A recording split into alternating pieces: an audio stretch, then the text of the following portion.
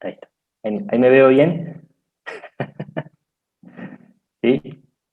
Y bueno, no vi ningún pulgar para arriba, pero bueno, que esté enfocado, digamos, no era, no era si me veía bien. Bien, bien, bien. Ahí está, ahí está. Bueno, como les decía, vamos a considerar desde el verso 3 al verso 12 del capítulo 1 en el día de hoy.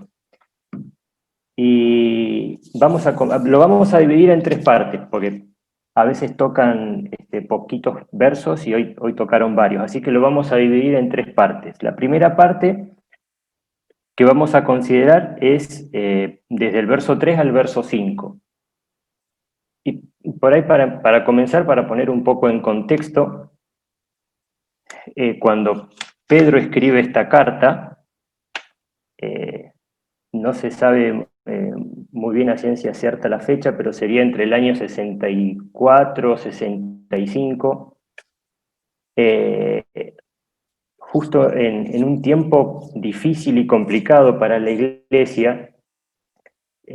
Nerón, el emperador romano que estaba en ese momento, muy conocido por incendiar Roma, justamente había incendiado Roma, gran parte de la ciudad queda destruida y el resto de la ciudad queda muy, muy afectada por este fuego. Mucha gente murió, fue realmente algo muy grave. Nerón era un emperador muy cruel, muy sanguinario, y acusó a los cristianos de haber sido quienes incendiaron Roma. Entonces empieza la primera gran persecución de los cristianos en ese momento. Por eso Pedro escribe esta carta a los que están dispersos, como veíamos el miércoles pasado. Dice a los expatriados en la dispersión en el Ponto, Galacia, Capadocia, distintas provincias que estaban dentro del Imperio Romano, sabiendo que están en esta circunstancia, están bajo extrema presión, están bajo persecución, están pasando por pruebas difíciles. Entonces, dentro de este contexto, Pedro, en esta carta alienta a los creyentes, si bien da doctrina, da enseñanzas, intenta fortalecer a los creyentes aún en este tiempo difícil, lo cual nos enseña que de tiempo debemos llevar una vida como Dios nos indica, porque justamente Pedro les decía, estando en esta situación, daba enseñanzas de cómo debemos llevar nuestra vida cristiana. Y esto es en general la carta, ¿no? Y vamos a empezar a leer desde el verso 3 de este capítulo 1. Dice así: Bendito el Dios y Padre de nuestro Señor Jesucristo, que según su grande misericordia nos hizo renacer para una esperanza viva por la resurrección de Jesucristo de los muertos, para una herencia incorruptible, incontaminada e inmarcesible, reservada en los cielos para vosotros, que sois guardados por el poder de Dios mediante la fe, para alcanzar la salvación que está preparada para ser manifestada en el tiempo postrero. Y está todo de corrido, es bastante largo, pero lo vamos a ir desglosando en distintas partes. Lo primero que hace Pedro es un reconocimiento. Estando en esta situación difícil, de persecución, de gran prueba, Pedro hace que los lectores de la carta, de esta carta, reconsideren esto, que somos renacidos. Bendice a Dios porque según su misericordia, por gracia de Dios, los cristianos somos renacidos. Él nos hizo renacer según su misericordia. Y esto nos trae a la memoria a Juan 3, cuando Nicodemo se presenta con el Señor Jesucristo y el Señor le dice a Nicodemo: tenés que nacer de nuevo, así como estás no sirve. Y Nicodemo no entendía, ¿cómo es esto? Yo ya soy un hombre grande, no entiendo, otra vez nacer del vientre de mi madre es imposible. Y el Señor le dice, tenés que nacer de nuevo. Si querés la salvación, si querés entrar al reino de Dios, tenés que nacer de nuevo, tenés que renacer. Lo que nace de la carne es carne, lo que nace del espíritu es espíritu. Cosa que después entendió Nicodemo. Y Dios nos dice que tenemos que renacer, y los cristianos recordar que hemos renacido a una nueva vida. También nos dice que hemos sido hecho una nueva criatura. ¿Sí? Aquellos que estamos en Cristo somos una criatura nueva. ¿Desde cuándo? Desde el momento que creímos en el Señor Jesucristo como nuestro Salvador. A partir de ahí, de nuestro nuevo nacimiento espiritual, tenemos acceso al reino del cielo. Tenemos la salvación. Y dice la Escritura que nos hizo renacer y tiene varios para. Dice que nos hizo renacer para una esperanza viva, ¿sí? Una esperanza viva porque nuestra esperanza está en el Señor Jesucristo, en una persona, en un ser que está vivo. A veces el hombre ponemos esperanzas en cosas que, más en la suerte que otra cosa, ¿no? Tengo esperanza de, no sé, de sacarme el Kini 6. Pero nuestra esperanza, la esperanza del cristiano, está puesta en una persona que está viva, en el Señor Jesucristo. ¿Por qué? Porque resucitó de los muertos, y esa es nuestra esperanza viva. Pero también dice para una herencia. Dios nos preparó a sus hijos una herencia. Hay algo para nosotros. Y da descripciones de esta herencia. Dice que es incorruptible, que no se corrompe, que no se echa a perder, que no se ensucia, que no se envejece ni se disminuye. Y dice que Dios la tiene preparada o reservada, en el verso 4, reservada en el cielo para vosotros. Qué lindo esto de reservada, ¿no? Dios está cuidando y reservando esa herencia que nos tiene preparada. A veces nosotros tenemos, no sé, reservamos no sé, un pasaje en colectivo para fin de año ir a algún lado. Bueno, ahora no se puede, pero en alguna época. Teníamos reservado el pasaje, pero lo teníamos que cuidar nosotros, y si perdíamos el pasaje, perdíamos el viaje, por más que lo tuviéramos reservado. Ahora, nuestra herencia la cuida Dios. Él es quien la está cuidando. Y está en el cielo, la tiene preparada. Qué linda esperanza que tenemos nosotros, los creyentes, de tener esta seguridad. Hoy tenemos la esperanza. En algún momento vamos a estar presentes recibiendo esa herencia. Y también el verso 5 nos dice que también nosotros somos cuidados por Dios. Así como Dios cuida nuestra herencia, también nos cuida a nosotros. Y fin del verso 5 dice, mediante la fe, para alcanzar la salvación que está preparada para ser manifestada en el tiempo postrero. ¿Cómo se entiende esto? ¿La salvación está preparada para el final? O sea, ¿no soy salvo ahora? No, sí, sí soy salvo. Desde el momento en que creí en el Señor Jesucristo, soy salvo. El Señor me salvó.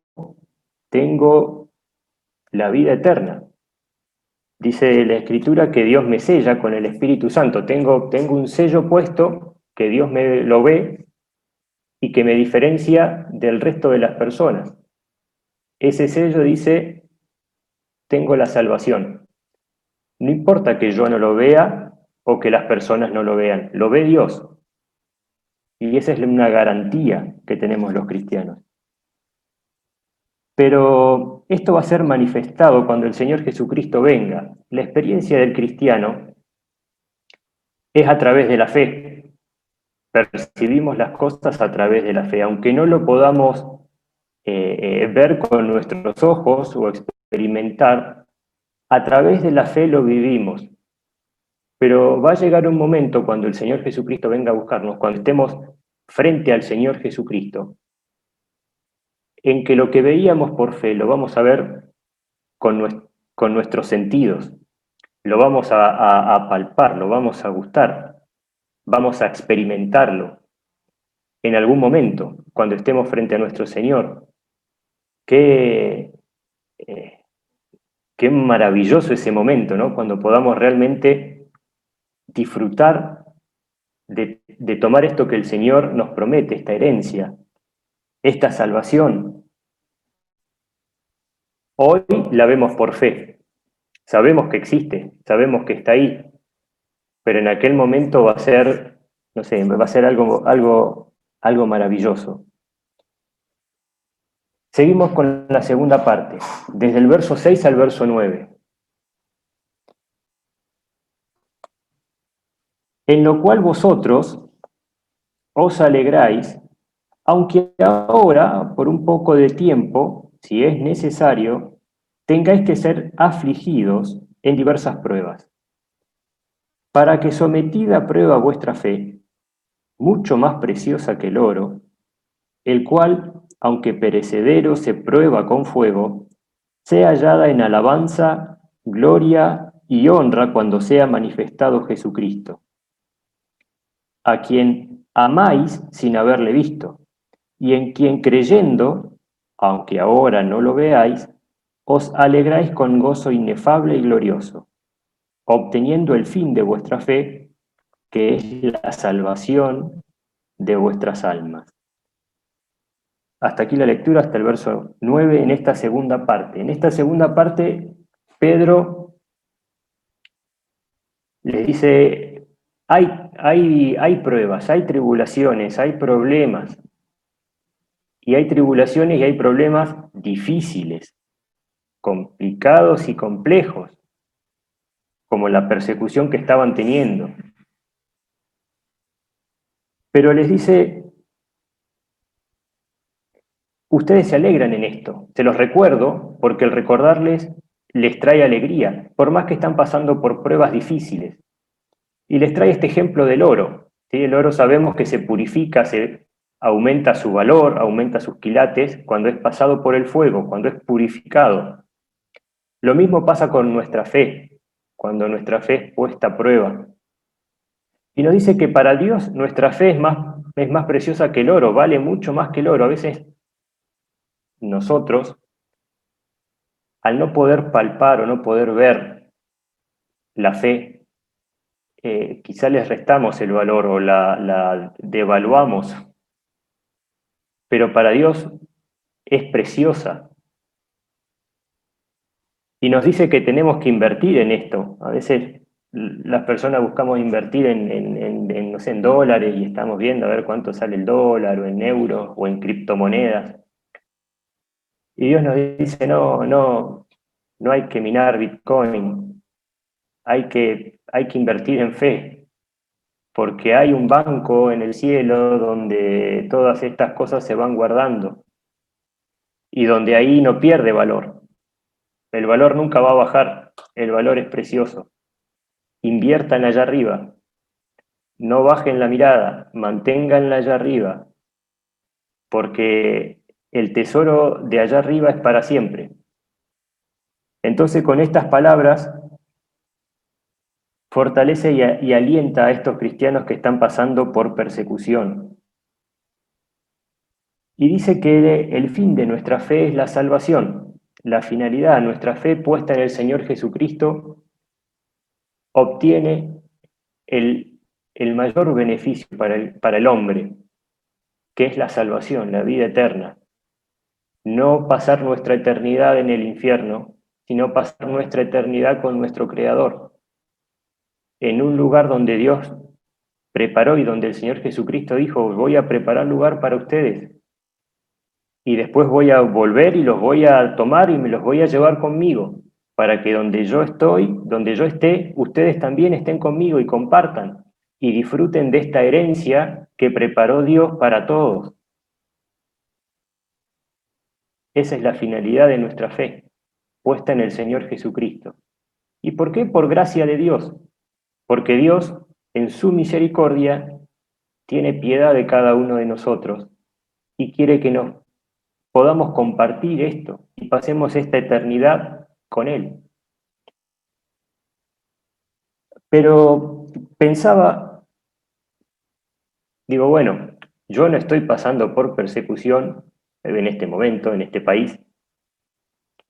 Entonces, bueno, la carta de Pedro no es para mí. En el caso de que cuando haya persecución en el país, voy a Primera Pedro y ahí me pongo a leerla para ver qué hacer en ese caso.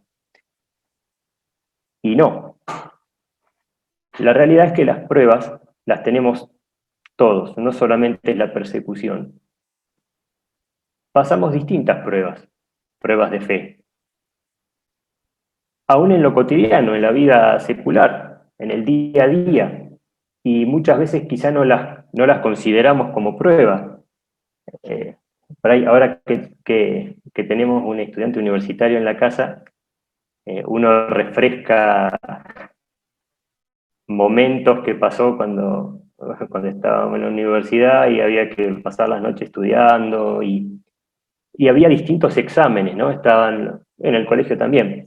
Los exámenes, los parcialitos que se llaman, que son como más reducidos, más chiquitos, los parciales, que ya tienen más cantidad de contenido para estudiar, los finales, que ahí hay que sentarse y que son pruebas más exigentes, las tesis, y hay distintas pruebas, por ahí más sencillas y por ahí más complejas, y en la vida nuestra pasa similar.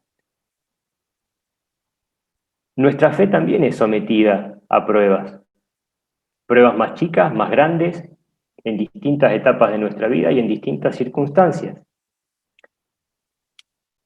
Y se nos presentan situaciones en la vida y tenemos que ver cómo nos las arreglamos, poniéndole en palabras. Y quizá tengo una prueba en educar a mis hijos, en saber cómo educarlos, de qué manera, cómo corregirlos. No sé, se me están yendo de las manos. Algo tengo que hacer. Quizá tomar acciones personales propias porque están afectando a mi matrimonio y es también una prueba de a ver cómo reacciono yo, a ver cómo acciono, qué hago. Quizá tengo que rechazar un trabajo prometedor porque en definitiva no me conviene. Es una prueba de fe. Dejar una amistad, anoté 4 o 5 porque situaciones hay miles en donde nuestra fe o nuestra dependencia a Dios es fundamental para la decisión que vamos a tomar. No consigo trabajo, puede ser otra. Y ante eso, ¿es una prueba o no es una prueba? Claro que es una prueba. Y yo tengo que ver cómo afronto esa prueba. Dios me dice que no me va a faltar el pan, que mis hijos no van a mendigar pan. Si yo lo honro y llevo mi vida como Él me plantea la vida, no va a escasear el pan en mi casa. Ahora, yo no tengo trabajo, puedo salir a delinquir, a robar, y puedo, es una posibilidad, sí, es una de las acciones que puedo tomar, sí. Mi prueba como creyente es puesta, mi fe, perdón, como creyente es puesta a prueba, cotidianamente, de distintas maneras. Ahora, estas decisiones deberían obedecer a Dios y a lo que Él me pide, para que realmente, cuando se puso a prueba mi fe, cuando mi fe fue pasada por la prueba, como el oro es pasado por el fuego, resulte luego en un premio, en algo mejor, en un oro más valioso, en una fe más firme. Las pruebas siempre, la situación durante la prueba como poco es incómoda, como mucho me lastima, me afecta a mí y a mi entorno. Pero tenemos distintas situaciones en las que nuestra fe está en prueba. Y tenemos que plantearnos cómo estamos, qué es lo que queremos hacer. Para eso tenemos que conocer qué es lo que Dios nos pide. Quizá en un momento accionar, porque Dios nos pide eso. Quizá en un momento ser pacientes y esperar, porque Dios nos pide eso. Por eso es necesario conocer la Escritura. Vamos a continuar, verso 10, la última parte. Dice: los profetas que profetizaron de la gracia destinada a vosotros, inquirieron y diligentemente indagaron acerca de esta salvación, escudriñando qué persona y qué tiempo indicaba el Espíritu de Cristo que estaba en ellos, el cual anunciaba de antemano los sufrimientos de Cristo y las glorias que vendrían tras ellos. A estos, a estos profetas, se les reveló que no para sí mismo, sino que para nosotros administraban las cosas que ahora os son anunciadas por los que os han predicado el Evangelio por el Espíritu Santo enviado del cielo, cosas en las cuales anhelan mirar los ángeles. Si hay una, si hay una palabra que se repite en estas porciones que leímos, es la palabra salvación. Pedro les trae a la memoria y les hace considerar la salvación que tiene el creyente, que es un regalo tan grande que tenemos, que cualquier tribulación, que cualquier prueba que podamos tener en nuestra vida, no es comparable al beneficio de tener la salvación y la vida eterna. Y en eso los quería alentar a los hermanos que están pasando persecución, diciéndole: fortalezcanse en esto, tienen la vida eterna, tienen la salvación. Quizá nosotros estamos pasando por alguna situación, alguna prueba, quizá alguna de las que leí u otras, pero llevemos nuestra mente a Cristo, a nuestra salvación que Dios nos dio. Y en estos versos del 10 al 12, le ponen en manifiesto a estos hermanos y a nosotros lo valioso que era la salvación para estas personas, para los profetas que hablaban y profetizaban acerca de la salvación, pero no lo podían ver, no lo podían entender. Hay una versión de la nueva versión internacional, dice así estos dos versos: los profetas que anunciaron la gracia reservada para ustedes estudiaron cuidadosamente esta salvación. Querían descubrir a qué tiempo y a cuáles circunstancias se refería el Espíritu de Cristo que estaba en ellos, cuando testificó de antemano acerca de los sufrimientos de Cristo y de la gloria que vendrían después de estos. A ellos, a estos profetas del Antiguo Testamento, se les reveló que no estaban sirviendo a sí mismos, sino que les servían a ustedes. Hablaban de las cosas que ahora les han anunciado los que predicaron el Evangelio por medio del Espíritu Santo enviado del cielo. Aún los mismos ángeles anhelan contemplar estas cosas. Estas personas, dice que diligentemente, con mucho entusiasmo, con mucho esfuerzo, buscaban para poder entender esta salvación, cómo Dios va a salvarnos a nosotros y hay un siervo, alguien que va a sufrir para darnos la salvación y va a tener tantas glorias después de haberlo hecho. Querían comprender esta salvación, algo que ahora nosotros lo entendemos en el Evangelio. Cuando se nos predica el Evangelio, la salvación que se nos anuncia, porque el Señor Jesucristo murió en la cruz, sufriendo en lugar nuestro, y resucitó al tercer día para darnos la garantía de que nosotros también vamos a ser resucitados y que Dios estaba cargando en él el pecado de todos nosotros cuando estaba en la cruz. Es una gracia muy grande, yo lo considero así, haber nacido en esta parte de la historia del mundo que se llama gracia y de poder haber sido alcanzado por el Evangelio. La verdad que nuestra posición es una posición de privilegio. Tanto aún que dice la Escritura que los mismos ángeles en el cielo anhelan conocer estas cosas, cómo Dios, el creador y sustentador de todas las cosas, ideó este plan para salvar a esta criatura, a este hombre. Y leía que la expresión del verbo de anhelar es inclinarse, agacharse para poder ver. La idea o la figura serían los ángeles se están agachando en el cielo tratando de ver acá en la tierra lo que está pasando con el hombre con respecto a su salvación. Seres celestiales, poderosos, les inquieta saber esto, quieren saberlo, lo anhelan.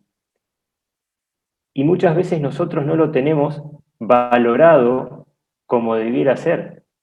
El Señor en eso nos fue claro y nos dejó instituido del primer día de la semana la cena, justamente para esto, para no olvidarnos de esta salvación que el Señor nos dio. Hebreos capítulo 2. Vamos a tener esta única lectura fuera de Pedro y terminamos. Hebreos capítulo 2.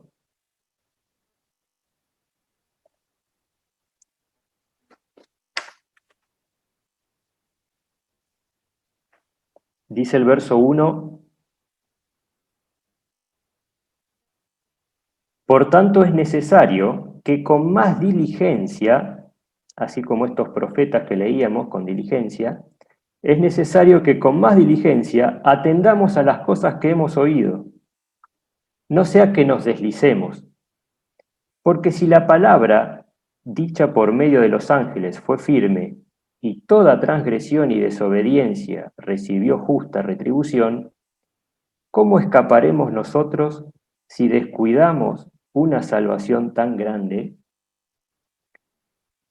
Se nos plantea esta pregunta. Los cristianos tenemos la salvación, igualmente no debemos descuidarla, porque dice, no sea que nos deslicemos. Tenemos que escuchar y prestar atención a las cosas que oímos, a la palabra, para no deslizarnos.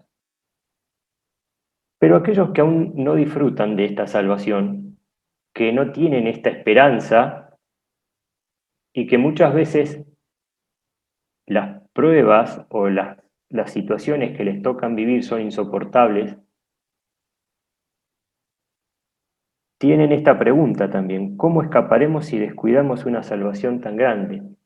Dios, como nos decía Dani el miércoles, no eligió para darnos la salvación a Henry, a Joaquín, a Oscar, a Eva, ¿sí? No eligió personas, vos sí, vos no, vos sí, vos no.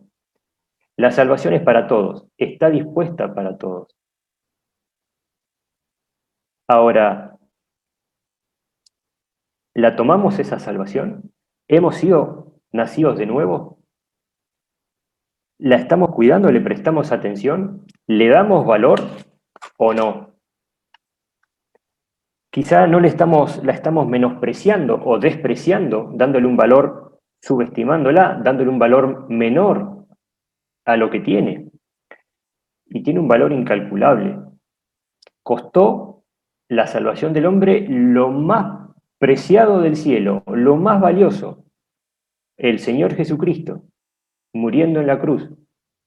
Por eso, al ser tan cara la salvación, Dios la da gratis, porque no hay forma de pagarla. pero porque sea gratis no significa que no tenga valor. Todo lo contrario, es gratis porque es imposible pagarla. A esa salvación no tenemos que descuidar.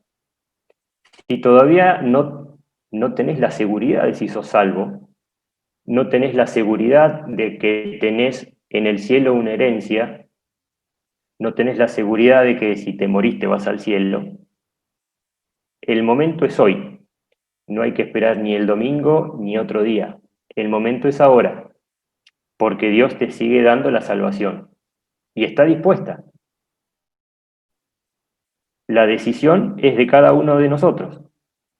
Qué bueno sería que hoy puedas acostarte teniendo esta tranquilidad de que tenés en el cielo un Padre amoroso que te está esperando con una herencia, con la vida eterna, y que te escapaste de terminar, no de terminar, de pasar tu eternidad en el infierno.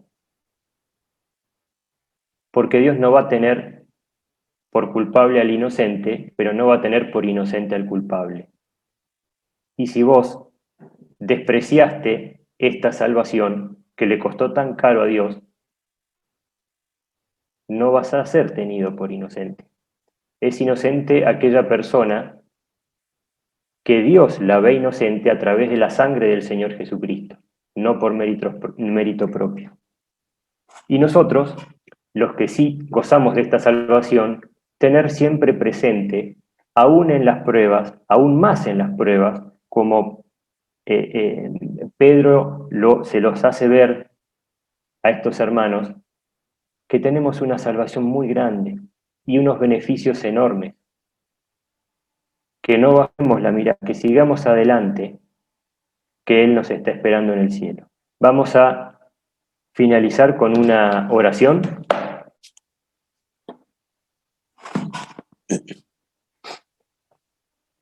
Bendito Padre que estás en el cielo, Señor, te agradecemos por tu misericordia.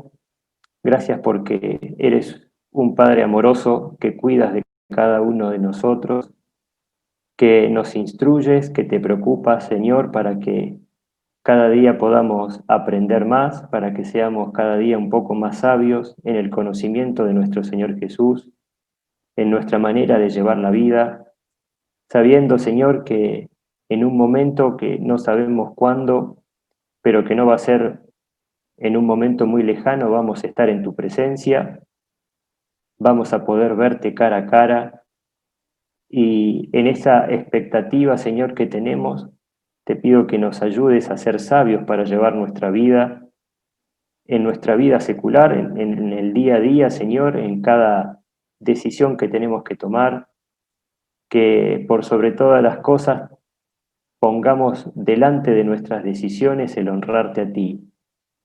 También queremos, Señor, pedirte por las personas que escuchen este mensaje, Señor, pero que todavía no, no pueden disfrutar de esta esperanza de vida eterna o que tienen dudas, Señor, dentro de ellas, para que el Espíritu Santo, Señor, como sabemos, con poder pueda convencerlos, pueda atraerlos, Señor, hacia ti, hacia tu amor, para que puedan encontrar en el Señor Jesucristo el Salvador de sus vidas, así como lo hicimos nosotros en algún momento, y así puedan, Señor, tener esa paz en su corazón de que en algún momento también han de verte a ti.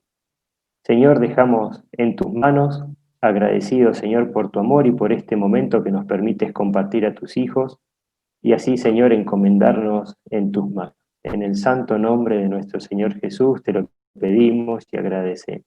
Amén.